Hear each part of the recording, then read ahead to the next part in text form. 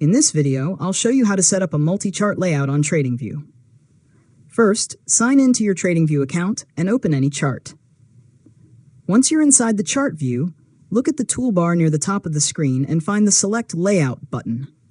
Keep in mind that multi-chart layouts are available with supported Tradingview subscription plans. Next, click the Select Layout button and choose the layout you want to use. You can select from several options, such as 2 charts side by side, 4 charts in a grid, or other available arrangements. As soon as you choose a layout, Tradingview will divide your workspace into multiple chart panels. After that, click inside each chart panel and select the market you want to display. You can load the same asset on different time frames, such as a 5-minute, 1 hour, and daily chart, or you can display completely different markets in each panel.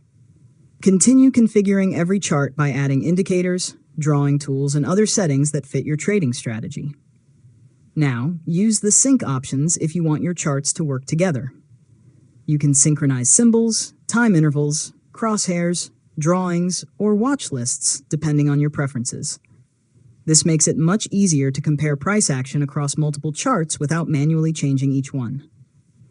Once everything is configured, save your chart layout so all of your settings are preserved for future sessions.